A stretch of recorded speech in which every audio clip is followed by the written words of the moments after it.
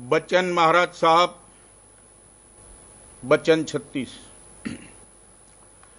जिस्म में सूरत की मुख्यता अवतार जिस मुकाम तक के उसके पट खुले हैं वहां तक और जीवों को पहुंचा सकता है।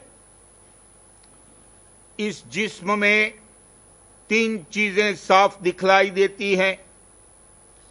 अव्वल माया जो बेहिस व हरकत है, दूसरे मन जिसमें हिलोर और ख्याल पैदा होता है, तीसरे सूरत चैतन्य। अब इस सूरत की ताकत का ख्याल करना चाहिए कि जहां ये कुला फोड़ती है, तमाम शक्तियां और ताकतें मौजूद होकर उस देह के बनाव व संभाल में मदद देती हैं। इस सूरत धार ही की मौजूदगी से हुस्न चेहरे और अंगों पर जो मिसल आईने इंडेक्स के हैं, नमूदार हैं, अब वो धार खिंच जाती है। तमाम हुस्न चंद घंटों ही में गायब हो जाता है, बल्कि चेहरा भयानक हो जाता है। इस देह में चंद चक्र गैंग्लिया, जिनको सेंटर्स कहते हैं, साफ मालूम होते हैं। जैसे पखाने का मुकाम, इंद्री जहां से पैदाइश है, नाभि यानी परवरिश का मुकाम, हृदय, कंठ और छठा चक्र।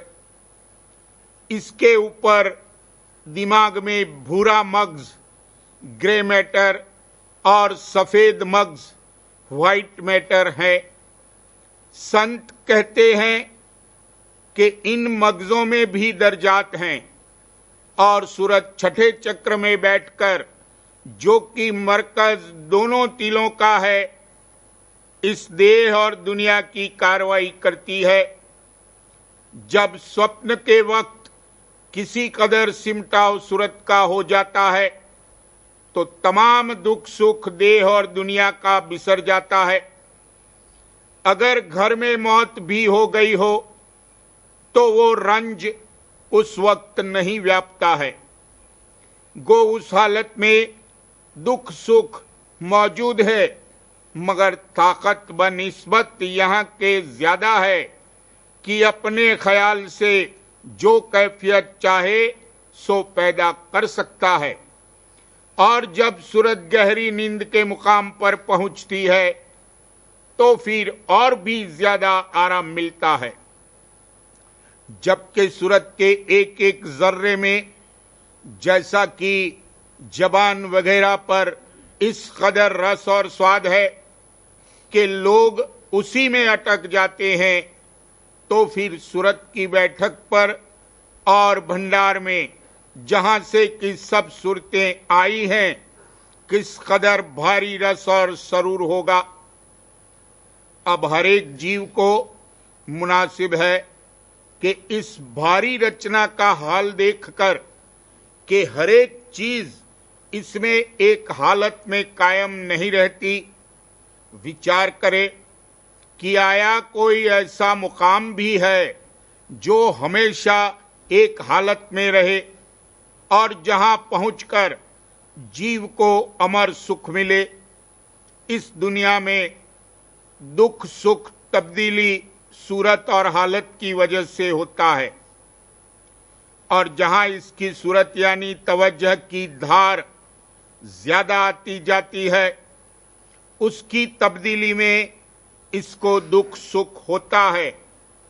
लेकिन जहां तक माया की मिलौनी है, वहां तक ये तब्दीली बराबर होती रहेगी। इसलिए चैतन्य देश में जहां तगय्युर व तबद्दुल नहीं है, पहुंचकर असली सुख पाने का जतन हर शख्स को करना जरूर है। गौर करने से मालूम होगा कि 2 तरह की शक्तियां इस रचना में काम कर रही हैं। मसलन सूरज में दो शक्तियां जाहिर हैं। एक तो वो कि जिससे उसकी गर्मी और रोशनी फैलकर बवसीले उसकी किरणियों के यहां आती है, और दूसरी शक्ति से वो जमीन और तमाम सैयारों को अपनी तरफ खींचता है, और जिस शक्ति के सबब से वो उसकी परिक्रमा कर रहे हैं। इसी तरह हमारे जिस्म में भी दो धारें आ रही हैं। एक धार बाहर 9 द्वारों में होकर फैल रही है और दूसरी अंतर में खींचने वाली है। इसी खींचने वाली धार के वसीले से हम उस मुकाम तक पहुंच सकते हैं जहां से कि वो रवां होती है। अब धार के साथ धुन भी हो रही है। इसी को अनहद और आवाज़े आसमानी कहा है। संत मत में इस धुन का भेद और तरीका उसको पकड़कर चलने का बताया जाता है। कुल मालिक का नाम राधा स्वामी है। ये नाम फर्जी किसी का धरा हुआ नहीं है। इसको मालिक ने आप इस वक्त में प्रकट किया है। नाम दो तरह के हैं। एक वर्णात्मक, जो फर्जी नाम चीजों का रख लिया जाता है, मगर उस चीज में और नाम में कुछ ताल्लुक नहीं, जैसे रोटी। दूसरे ध्वन्यात्मक, कि जिस नाम में और नामी में ताल्लुक जाती है, जैसे घंटे से जो आवाज निकलती है उसको घन और टन वगैरह कहकर जाहिर किया। इस तरह संतों ने अंतर में सुनकर राधा स्वामी नाम प्रकट किया। इसके अर्थ ये है कि राधा यानी उल्टाने वाली धार और स्वामी यानी भंडार, और हर जगह धार और भंडार से ही रचना होती है। जैसे सूरज भंडार है और किरणियां जो यहां रचना करती हैं धारें हैं। इसी तरह हर चीज का ख्वाह छोटी हो या बड़ी, धार और भंडार है। आवाज के साथ सूरत का इश्क जाती है। जैसे जहां गाना उम्दा होता है तो हर कोई जरा ठहर कर उसको सुनता है। शब्द की महिमा अगरचे सब मतों में है, मगर उसका पूरा भेद और आसान जुगत सुनने की सिर्फ राधा स्वामी मत में है। उसको समझकर अभ्यास किया जाए तो एक दिन कुल मालिक के धाम में रसाई हो जाएगी और उसका दर्शन प्राप्त होगा। इसकी चाह सबको उठाना चाहिए।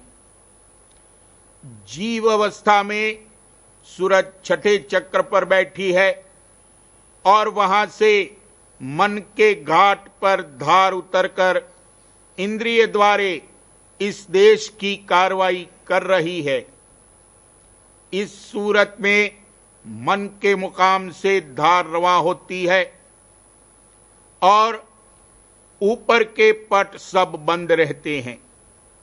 लेकिन जिस किसी के ऊपर के पट खुले हों और दयाल देश से सीधी धार आती हो, उसको संत अवतार कहते हैं, और जो धार सीधी ब्रह्मांड से आती हो उसे ब्रह्म का अवतार कहते हैं।